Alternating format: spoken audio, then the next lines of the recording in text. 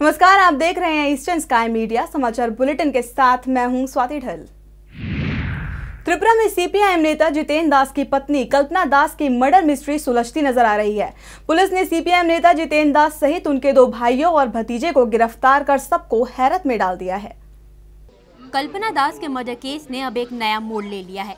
लंबी पूछताछ के बाद त्रिपुरा पुलिस ने कल्पना दास के पति और सीपीआईएम नेता जितेंद्र दास समेत उनके 2 छोटे भाई अतीन्द्र दास, सत्येंद्र दास और भतीजे सिद्धार्थ दास को हिरासत में ले लिया है। दरअसल कल्पना के भाई ने जितेंद्र दास पर कल्पना की हत्या का आरोप लगाया था। कल्पना के भाई ने बताया था कि शादी के बाद से ही जितेंद्र दास कल्पना को काफी परेशान करता था, जिसके कारण दोनों के रिश्ते में टूटने तक की नौबत आ गई थी। लेकिन अपने पति की इज्जत को देखते हुए कल्पना ने उन्हें तलाक नहीं दिया। वहीं सीपीआईएम ने जितेंद्र को पार्टी से निकाल दिया है। फिलहाल पुलिस इस मामले में कुछ भी कहने से बच रही है। आपको बता दें कि अगरतला के वृद्धि नगर में गुरुवार को कल्पना दास का शव उनके घर में खून से लथपथ मिला था। त्रिपुरा में एक बार फिर नाबालिग लड़की के साथ रेप का मामला सामने आया है। खोवाई जिले में एक व्यक्ति ने 12 साल की लड़की को अपनी हवस का शिकार बनाया। फिलहाल आरोपी पुलिस की गिरफ्त में है। त्रिपुरा में क्राइम ग्राफ दिन ब दिन बढ़ता जा रहा है। आए दिन महिलाओं के साथ छेड़छाड़ और बच्चियों के साथ बलात्कार की खबरें आ रही हैं। ताजा मामला खोवाई जिले का है, जहां गौतम तांती नामक एक शख्स ने 12 साल की लड़की को अपनी हवस का शिकार बनाया। पीड़िता के पिता का कहना है कि उनकी बेटी अकेले बाजार जा रही थी। उसी दौरान गौतम ने बच्ची के साथ घिनौनी वारदात को अंजाम दिया। सूचना मिलने के तुरंत बाद थाने में केस दर्ज करवाया गया। फिलहाल पुलिस ने आरोपी गौतम को गिरफ्तार कर लिया है और खोवाई पुलिस कोर्ट से आरोपी की 14 दिन की रिमांड भी मांगी है।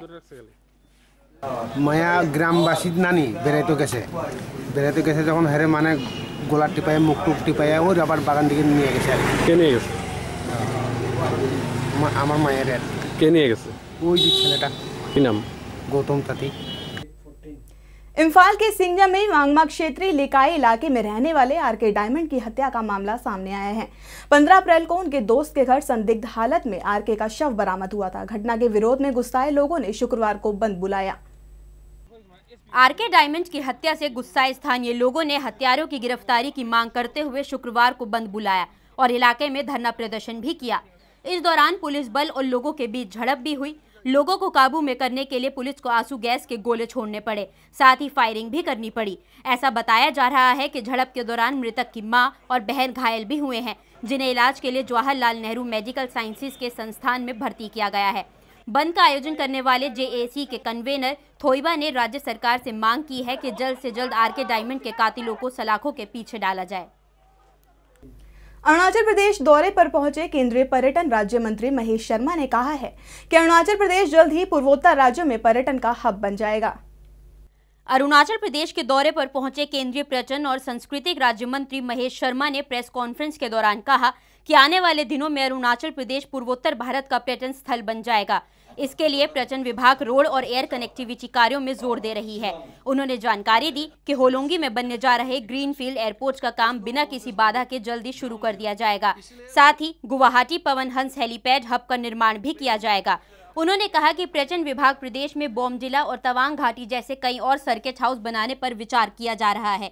साथ ही पर्यटन विभाग की योजना है कि परशुराम कुंड जैसे पर्यटन स्थलों को भी महत्व दिया जाए और अन्य पर्यटन स्थलों जैसे कामेंग नदी और पाके टाइगर रिजर्व को ज्यादा से ज्यादा प्रमोट किया जाए। शर्मा ने बताया कि राज्य में पर्यटन और होटल मैनेजमेंट के लिए ट्रेनिंग इंस्टीट्यूट भी खोला जाएगा। इन जगहों को तो हम देखते ही रहते हैं, लेकिन नॉर्थ ईस्ट पर स्वदेश दर्शन योजना के माध्यम से 100 करोड़ रुपए की विशेष राशि की घोषणा कर और उसकी शुरुआत कर, मैं समझता हूं प्रधानमंत्री जी ने इस पोटेंशियल को पहचाना और आदरणीय मुख्यमंत्री जी, आदरणीय यहाँ के टूरिज्म मंत्री जी, पेमा जी, गृह मंत्री जी, सभी का साथ और अधिकारियों के साथ आज हमारे मंत्रालय के भी, पर्यटन मंत्रालय के सचिव भी, संस्कृति मंत्रालय के सचिव, सभी लोग साथ आए हैं। बहुत सारे विषयों पर ये चर्चा होकर सभी विषय लगभग इसी स्तर पर निर्धारित हो गए कि अब हमें पर्यटन की दृष्टि से अरुणाचल प्रदेश को किस तरह हम नई ऊंचाइयों तक ले जाएं, जिसके तहत पहली जो बात निकल कर आई वह यह थी कि जब तक हम इस प्रदेश की कनेक्टिविटी को नहीं बढ़ाएंगे, सबसे पहले जो सबसे इंपॉर्टेंट है वह कनेक्टिविटी है और कनेक्टिविटी के माध्यम से सिविल एविएशन मंत्रालय हमारा इस बात पर प्राथमिकता के तौर पर शुरुआत करेगा कि सबसे पहले एक फिक्स्ड विंग्स एयरपोर्ट जल्दी से जल्दी चालू हो। जो स्वदेश दर्शन है उसमें सबसे पहला जो सर्किट हम लोगों ने इसमें लिया है वो बॉम्बडिलो और तवांग वैली का जो सर्किट है, भालूपोंग बॉम्बडिलो तवांग वैली का सर्किट है जो 50 करोड़ रुपए की लागत से है। उसको स्वदेश दर्शन में लेकर उसकी शुरुआत भी हो गई है। नाफरा वैली को भी इस बार हम लोगों ने योजना बनाई है और करीबन 24 करोड़ रुपए के छोटे और सर्किट्स भी इसके अंदर हैं, जिनके अंदर मैं देख के आया हूं 2 स्थल जो बन रहे थे उनकी प्रगति काफी अच्छी है। सभी लोगों ने मिलकर इस तथ्य को पहचाना कि अरुणाचल प्रदेश को हम आने वाले समय में एक नॉर्थ ईस्ट का डेस्टिनेशन, टूरिस्ट डेस्टिनेशन पूरे साल भर तक चले।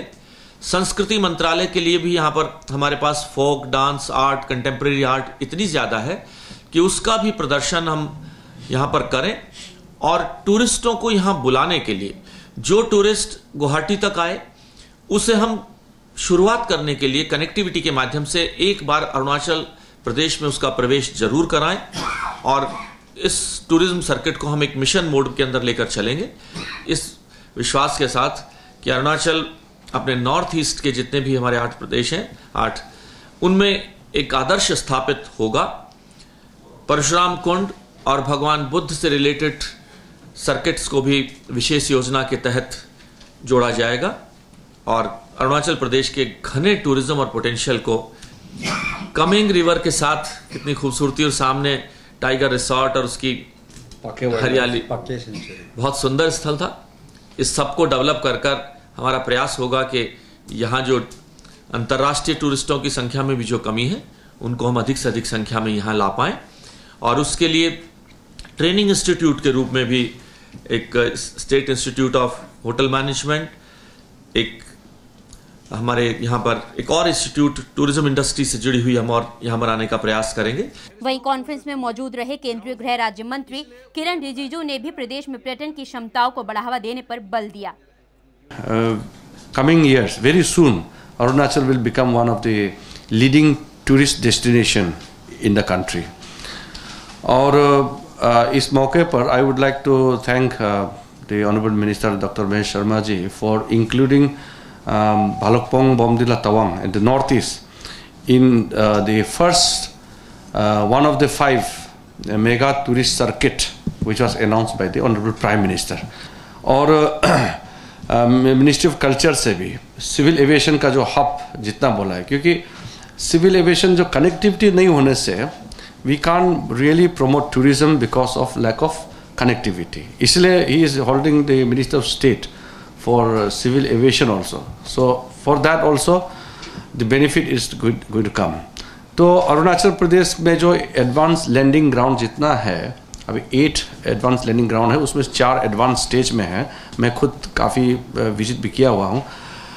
उसमें से कुछ को हम लोग उसको सिविल फिक्स विंग में भी फ्यूचर में we will be able to use it, but Arunachal geography is such that ultimately for full connectivity we have to depend on the helicopter, क्योंकि टोपोग्राफी को तो हम चेंज नहीं कर सकते, कुदरत दिया है।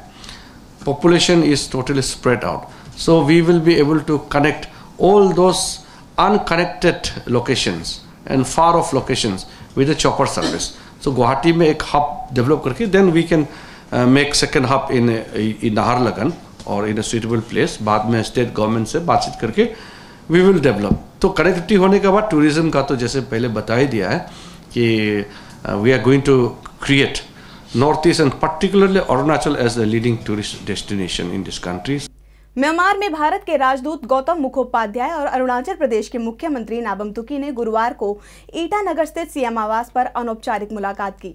इस दौरान म्यांमार और अरुणाचल प्रदेश के बीच पर्यटन और व्यापार की संभावनाओं और चुनौतियों के बारे में चर्चा की गई। मुख्यमंत्री नाबम तुकी ने म्यांमार में भारत के राजदूत गौतम मुखोपाध्याय का स्वागत करते हुए आशा व्यक्त की कि इससे दोनों देशों के बीच सीमा व्यापार को भी बढ़ावा मिलेगा।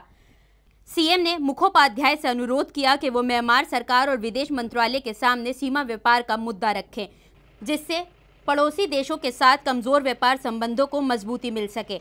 उन्होंने कहा कि सुरक्षा कारणों की वजह से म्यांमार के साथ व्यापार संबंधों में बाधा नहीं आनी चाहिए। वहीं इस बैठक में केंद्र सरकार के कार्यक्रमों और योजनाओं की विस्तार से जानकारी देते हुए मुखोपाध्याय ने कहा कि उन्हें इस बैठक से बहुत सी संभावनाओं और चुनौतियों की जानकारी मिली है, जिसे वो अपने विभाग के सामने रखेंगे। साथ ही इस दौरान उन्होंने सीमा संबंधों को और मजबूत मिलने की आशा भी व्यक्त की। बैठक में अरुणाचल विधानसभा अध्यक्ष नाबम रेबिया, राज्य में गृह मंत्री तांगा ब्यालिंग, सामाजिक न्याय मंत्री, राज्य में सिविल एविएशन मंत्री थांगवांग वांगमत समेत कई जिलों के प्रतिनिधियों ने हिस्सा लिया था। त्रिपुरा ने मनरेगा के तहत प्रत्येक परिवार को सबसे ज्यादा रोजगार उपलब्ध करवाकर अपने 4 सालों का रिकॉर्ड कायम रखा है। त्रिपुरा ने इस साल भी योजना के तहत वित्त वर्ष 2014-15 में प्रत्येक परिवार को 88 दिनों का रोजगार उपलब्ध करवाकर चौथी बार शीर्ष स्थान पर जगह बनाई है। त्रिपुरा के ग्रामीण विकास मंत्री नरेश जमातिया ने शुक्रवार को अपनी सरकार की पीठ थपथपाते हुए कहा कि उनकी सरकार के राज में त्रिपुरा ने महात्मा गांधी राष्ट्रीय ग्रामीण रोजगार गारंटी योजना के तहत अपने पिछले 3 सालों का रिकॉर्ड तोड़ दिया है और पिछले 4 सालों से औसतन सबसे ज्यादा रोजगार उपलब्ध कराया है। उन्होंने कहा कि वित्त वर्ष 2014-15 में त्रिपुरा ने प्रत्येक परिवार के एक सदस्य को 88 दिनों का रोजगार उपलब्ध कराया है, जबकि राष्ट्रीय स्तर पर यह दर 40 दिनों का रोजगार उपलब्ध कराने की है। जमातिया ने कहा कि सरकार आगे भी अपने रिकॉर्ड पर कायम रहेगी। केंद्र सरकार की रिपोर्ट के मुताबिक त्रिपुरा के बाद 52 दिनों के ग्रामीण रोजगार के साथ महाराष्ट्र दूसरे, आंध्र प्रदेश तीसरे, राजस्थान चौथे और मेघालय 5वें स्थान पर है। राष्ट्रीय ग्रामीण रोजगार गारंटी अधिनियम के तहत वित्त वर्ष में राज्य के प्रत्येक ग्रामीण परिवार से कम एक सदस्य को 100 दिनों का रोजगार उपलब्ध कराने की बात कही गई है। এবং সারা ভারতবর্ষের মধ্যে এইবারও আমরা সেই লিস্ট আপনাদের ওয়েবসাইট থেকে আমি নিয়ে দিয়েছি। আমরা এখন পর্যন্ত 67 আমাদের শো করছে এমআইএস রিপোর্টে ভারতবর্ষের মধ্যে হাইয়েস্ট। সেকেন্ড হলো তো 87 ম্যান্ডেজ, গতবার 88, এবার 87 পয়েন্ট সামথিং মানে 88। কিন্তু এখন যে পেমেন্ট হচ্ছে সেগুলো আবার এমআইএস হবে, গত বছরের কাজ তো এগুলো ফাইনালি 90 ক্রস করবে এবার। কাজেই অতীতের সমস্ত যে আমাদের জব জেনারেশনের যে রেকর্ড তাকেও আমরা এবার অতিক্রম করতে চলেছি। সেটা কোনটা? Fourth year. হ্যাঁ, অতীতের যে 3 ইয়ার আমরা হাইয়েস্ট হলাম তার চেয়ে বেশি এবার হবে। এর মধ্যে সেকেন্ড যে মেন্ডেল জেনারেশনের দিক দিয়ে মহারাষ্ট্র 52 পয়েন্ট সামথিং, আর বাকিগুলো তো আরও অনেক কম। এরকম অবস্থা। সুতরাং এই বিষয়টা মানুষের কাছে নিয়ে যাওয়ার জন্যই আপনাদের সাহায্য চাইছি, সবাই সহযোগিতা করুন। अरुणाचल प्रदेश में अफस्पा हटाने की मांग लगातार तेज होती जा रही है। प्रदेश में पश्चिमी सीट से कांग्रेस सांसद रहे ताकम संजय ने भी राज्य में अफस्पा कानून का विरोध किया है। पूर्व कांग्रेस सांसद ताकम संजय ने अरुणाचल प्रेस क्लब में प्रेस कॉन्फ्रेंस के दौरान प्रदेश में अफस्पा लगाए जाने के लिए केंद्र सरकार की निंदा की है। उन्होंने कहा है कि प्रदेश के कुछ हिस्सों को छोड़ दिया जाए तो अरुणाचल प्रदेश देश के सबसे शांतिपूर्ण राज्यों में से एक है।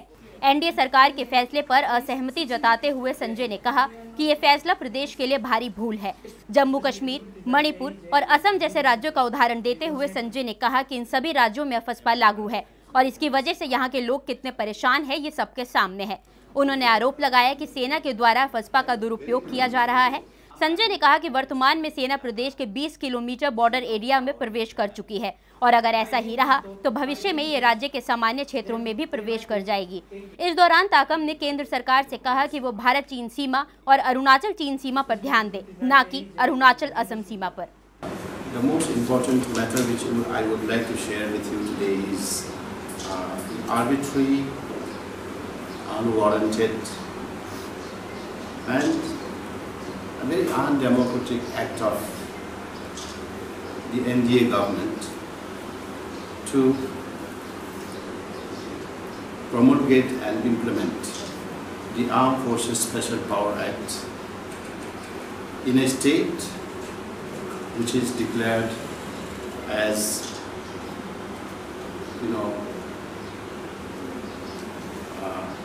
an oasis of peace. Arunachal till today is one of the most peaceful states of the country, and it is the most peaceful state in the whole of Northeast, except few areas of Tirap and Changlang, where the elements or so-called underground elements operating there are more or less important.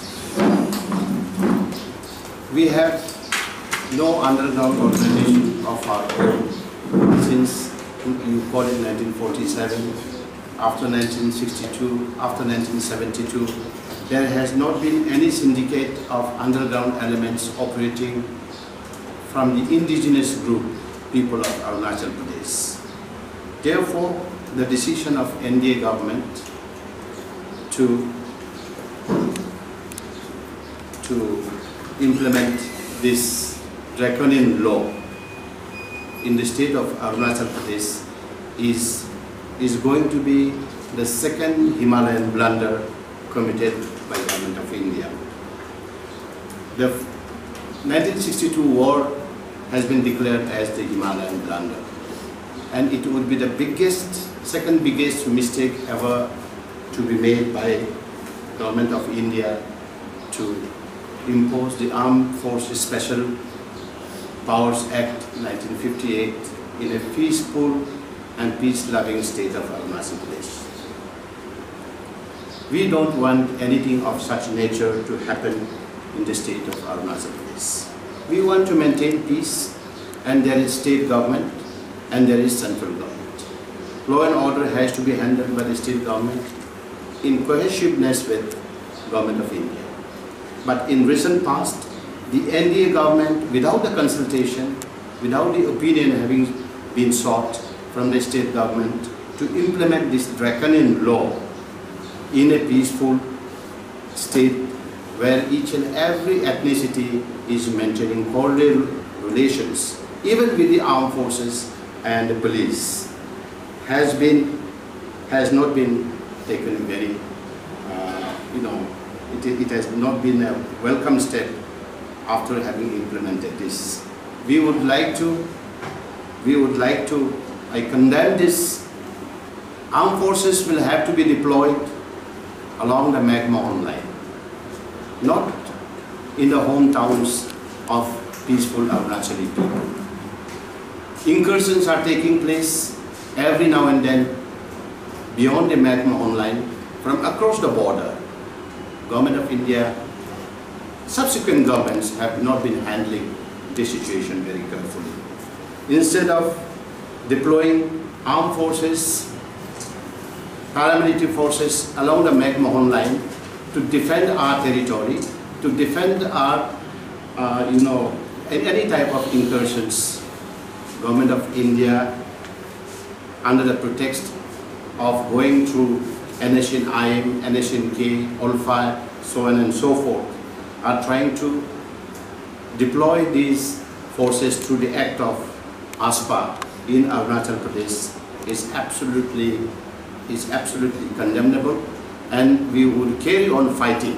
And I, as a former member of parliament, former minister, and former activist, we are condemned, and this is the day this act has been implemented beyond 20 kilometers in 12 districts of Arunachal Pradesh is the darkest day for Arunachal and Arunachali people. No, nothing has prompted for Government of India to enforce this law. Therefore, I have started breaking my silence for various steps initiated by this NDA government, which is absolutely anti-people. Arunachal Pradesh में रबड़ की खेती एक बड़ी उपलब्धि है और आने वाले दिनों में प्रदेश में इसका और विस्तार देखने को मिलेगा। ये दावा है प्रदेश के मुख्यमंत्री नाबम तुकी का। पापुम पारे जिले में मेगा रबड़ सैंपलिंग वितरण कार्यक्रम के दौरान सीएम ने ये बातें कही। प्रदेश में रबड़ के उत्पादन की अपार संभावनाएं हैं। इसके मद्देनजर प्रदेश में मुख्यमंत्री के मिशन मोड परियोजना के तहत मेगा रबड़ सैंपलिंग वितरण कार्यक्रम का आयोजन किया गया। प्रदेश में रबड़ बोर्ड ने व्यापार और वाणिज्य विभाग के सहयोग से कार्यक्रम का आयोजन किया था। कार्यक्रम के दौरान 90 लाभार्थियों को 500 रबड़ के पौधे वितरित किए गए। कार्यक्रम में उपस्थित रहे मुख्यमंत्री नाबम तुकी ने जानकारी दी कि रबड़ बोर्ड ऑफ इंडिया और राज्य सरकार के बीच एक समझौता हुआ है, जिसके तहत रबड़ बोर्ड राज्य में उत्पादित होने वाले रबड़ को खरीदेगा। उन्होंने बताया कि इसके लिए राज्य सरकार किसानों को सभी आवश्यक सामग्री और टेक्निकल गाइडेंस प्रदान कर रही है। तुकी ने दावा किया कि इसके साथ ही अरुणाचल प्रदेश आने वाले दिनों में रबड़ उत्पादन के क्षेत्र में अन्य राज्यों के बराबर होगा। इस दौरान उन्होंने सभी किसानों और बेरोजगार युवकों से अपील की कि वो रबड़ बागान के लिए राज्य सरकार द्वारा प्रदान की जा रही सुविधाओं और अवसर का लाभ उठाएं। वहीं कार्यक्रम में शामिल हुए प्रदेश में रबड़ बोर्ड के चेयरमैन लीखा माज ने बताया कि प्रदेश के बहुत से जिलों में रबड़ की खेती मुमकिन है, इसलिए रबड़ उत्पादकों को बड़े पैमाने पर इसकी खेती करनी चाहिए। हर डिस्ट्रिक्ट के लिए जहाँ जहाँ रबड़ हो सकता है वहाँ के लिए हम लोग फैसिलिटी दे रहे हैं। ये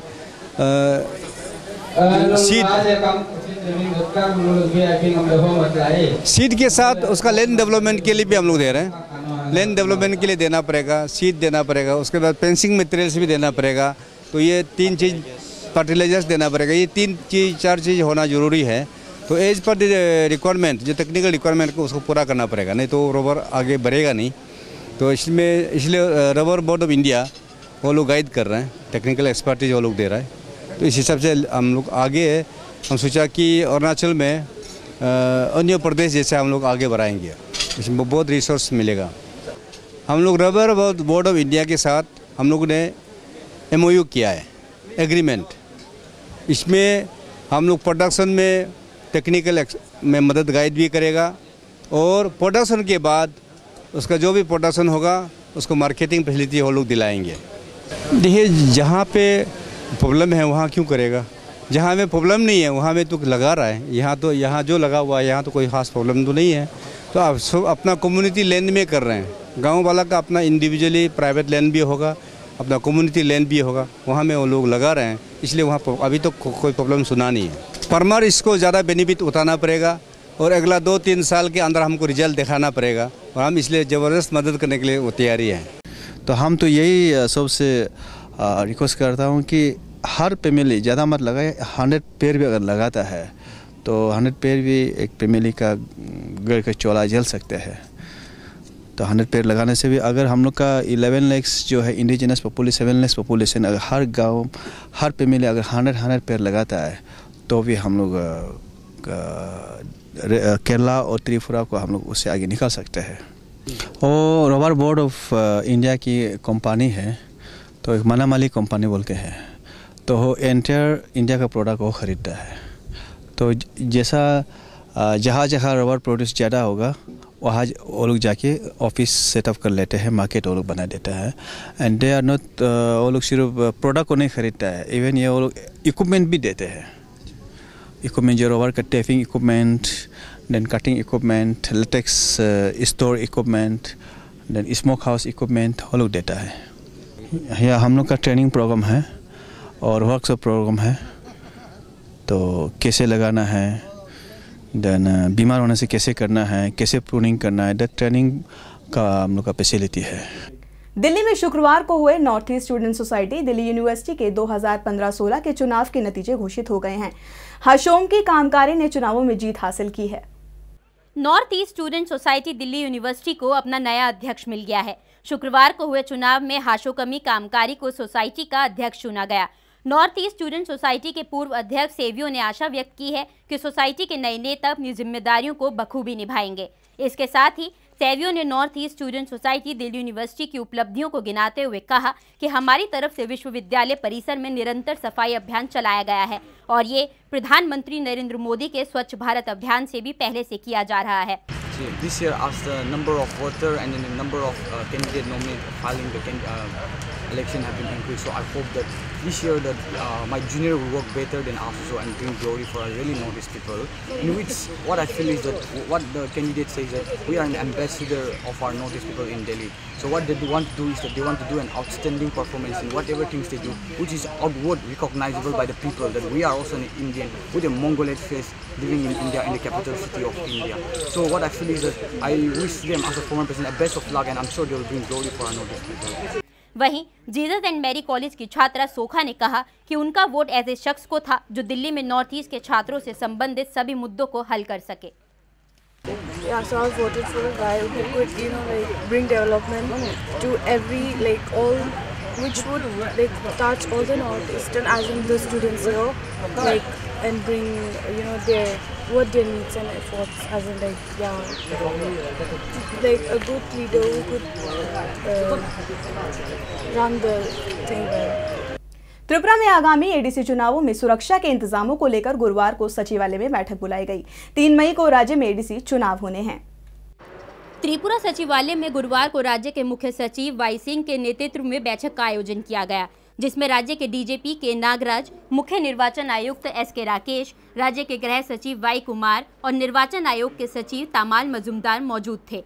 बैठक में चुनाव के लिए सुरक्षा के मुद्दों से संबंधित चर्चा की गई। साथ ही केंद्रीय सुरक्षा बलों की तैनाती को लेकर भी बात की गई। 3 मई को होने वाले एडीसी चुनावों के लिए कुल 1071 मतदान केंद्र तैयार किए गए हैं, जिन्हें 3 श्रेणियों ए, बी और सी में बांटा गया है। बैठक के दिन ही नामांकन वापस का भी अंतिम दिन था, जिसमें करीब 21 उम्मीदवारों ने अपना नामांकन वापस ले लिया, जिसके साथ ही अब उम्मीदवारों की कुल संख्या 177 हो गई है। आज के विड्रॉवल शेष हो गए। आज के विड्रॉवल शेष होवार परे मोट 177 कैंडिडेट एखन कन्टेस्ट आछे। आज के 21 जन कैंडिडेट नाम तादेर विड्र करेছে। पार्टी वाइज दल आछे all India Trinamool Congress 18, BJP 28, CPIM 25, Indian national Congress 28, आईएनपीटी 28, IPFT 27, forward block 1, RSP 1, CPI 1, इंडिपेंडेंटर संख्या ये दाड़ावे 20। खबरों के इस अंक में फिलहाल इतना ही। नमस्कार।